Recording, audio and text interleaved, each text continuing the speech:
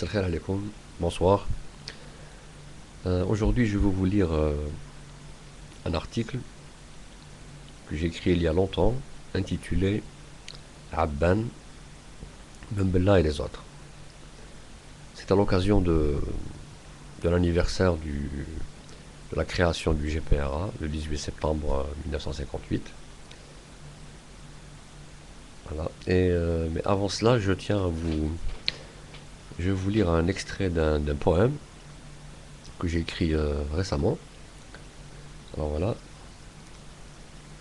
Que reste-t-il des espérances premières, lorsque dans la nuit et le silence éclataient des feux d'artifice et se jouaient des symphonies, lorsque les murs, aussi hauts soient-ils, n'arrivaient pas à cacher l'horizon, et qu'il ne suffisait qu'un bout de ciel pour te sentir libre comme un oiseau. Voilà, donc je vous lis maintenant l'article en question. C'est pas à proprement parler de l'anniversaire de la création, je veux dire, de la création du GPRA, mais ça tourne autour. Hein. Habban, Ben Bella et les autres. Lorsque durant l'été 1962, l'état-major général EMG, fort de la bénédiction du MALG, ministère de l'Armement et des Liaisons Générales, l'ancêtre de la sécurité militaire, ordonna aux troupes de l'armée des frontières de marcher sur Alger. La première grande forfaiture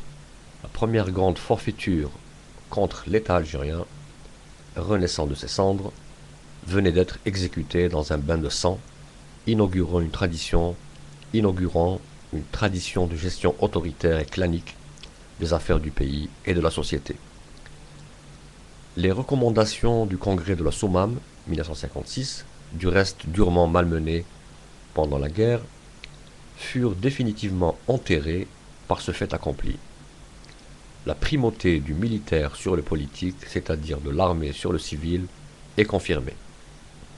Et ce n'est pas un Ahmed Ben Bella, utilisé quelque temps comme paravent civil à la tête de la coalition des putschistes, qui changera quoi que ce soit à la nature du régime successeur à la France coloniale. Anéanti, le GPRA, gouvernement provisoire de la République algérienne, ne pourra donc jamais organiser les élections devant mettre l'Algérie sur les rails de la démocratie et permettre aux Algériens d'être réellement maîtres de leur destin. L'emblème national flottera, mais la liberté et l'épanouissement de tout un peuple venaient d'être durablement confisqués. D'aucuns auront tendance aujourd'hui encore à justifier allègrement cet état de fait par on ne sait quelle logique révolutionnaire exclusive, mais l'histoire reste implacable face à toutes les escroqueries. Le peuple algérien n'est pas prêt pour la démocratie, avait alors décrété sans embâge les nouveaux maîtres d'Alger, en instaurant un système politique originellement biaisé, basé principalement sur un parti unique, habillé toute honte bue de l'aura impérissable d'un FLN historique, sur une doctrine socialiste spécifique, inventée pour la circonstance, sur un arabisme pompeux et sur un capitalisme d'État ravageur, éléments ayant fatalement fait le lit des grands malheurs à venir. Bien que le modèle de développement imposé ait été audacieux, il portera en lui les germes de son échec annoncé. Les limites objectives du pouvoir personnel, Ben Bella, Boumedienne, noyau dur et autres cabinets noirs par la suite, et les dynamiques centripètes générées par une nomenclatura tiraillée par des aspirations contradictoires projetteront le pays vers des perspectives hostiles.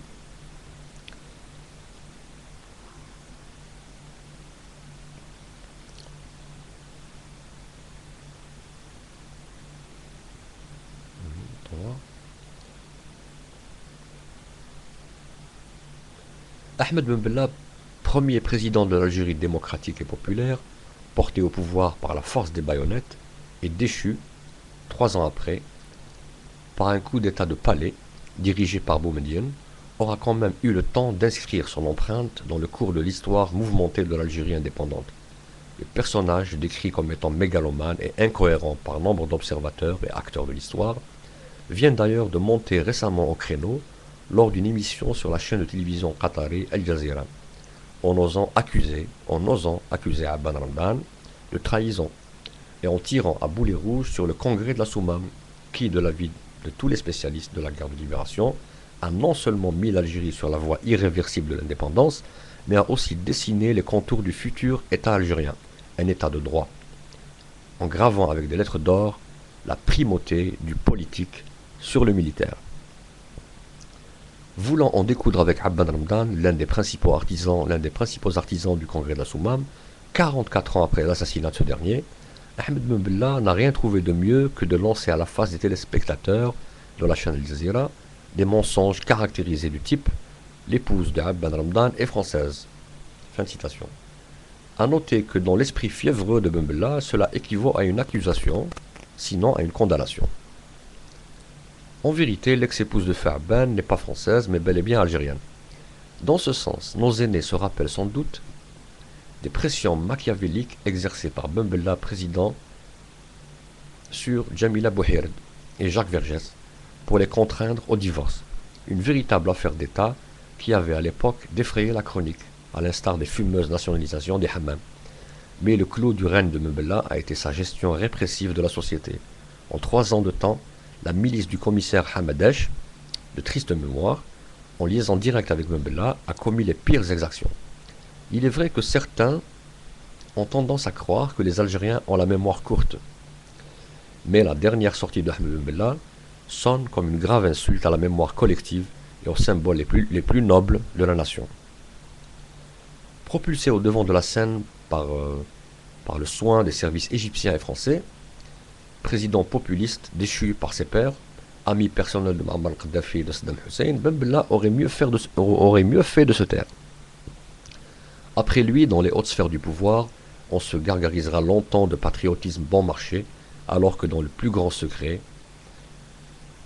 on permettait à la France de continuer à commettre ses essais bactériologiques et chimiques sur le territoire national à Wad el-Namous jusqu'à la fin des années 70. Au nom de quelle raison d'État? On se le demande vainement encore aujourd'hui. Par ailleurs, les pourfendeurs professionnels les plus acharnés du fameux Hizb Fransa, le parti de la France, parmi les décideurs, ne tarderont pas à acquérir demeures cossues, commerces et autres biens immobiliers à Paris, Bruxelles, Genève et ailleurs, tout en alimentant leurs comptes en banque, au Crédit Lyonnais, à la BNP et autres établissements financiers étrangers, avec l'argent de la rente pétrolière détournée et des commissions colossales perçues sur le dos d'un peuple aux abois. C'est que pour besoin de sauce interne, il a toujours été permis à la voyoucratie du tiers-monde de faire usage d'envolées lyriques sur fond de démagogie et de diversion.